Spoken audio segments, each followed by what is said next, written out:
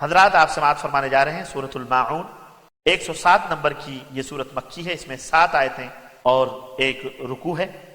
آخری آیت میں لفظ الماعون آیا ہے، اسی وجہ سے اس سورت کا نام ماعون رکھ دیا گیا ہے۔ اس کے 2 اور نام ہیں، سورۃ الدین اور سورۃ الیتیم۔ اس کا زمان نزول عطا اور جابر کے نزدیک یہ سورت مکی ہے، اور یہی ابن عباس رضی اللہ تعالی عنہما کا بھی ایک قول ہے، اور قتادہ اور دیگر علماء کے نزدیک مدنی۔ مقاتل اور کلبی کا قول ہے کہ یہ سورت عاص بن وائل السہمی کے بارے میں نازل ہوئی تھی، اور سدی کا قول ہے کہ ولید بن مغیرہ کے بارے میں نازل ہوئی تھی، اور ضحاک کہتے ہیں کہ عمرو بن عائذ کے بارے میں نازل ہوئی تھی۔ ان آیتوں میں اللہ تعالیٰ نے ان کفار مکہ کے سلوک پر نکیر کی ہے اور انہیں قیامت کے دن کے عذاب کی دھمکی دی ہے۔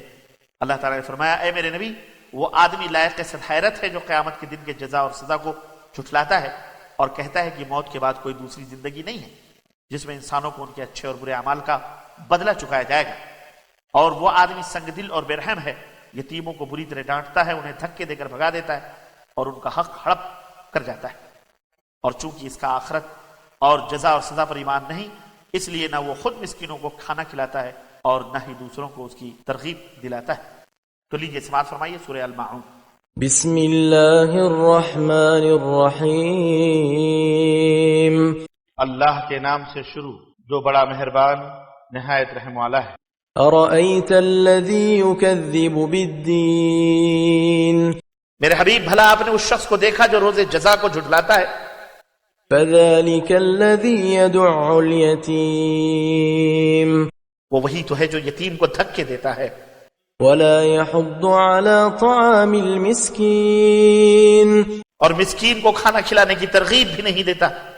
فويل للمصلين الذين هم عن صلاتهم ساهون۔ پھر ایسے نمازیوں کے لیے بھی ہلاکت ہے جو اپنی نماز سے غافل رہتے ہیں۔ الذين هم يراءون ويمنعون الماعون۔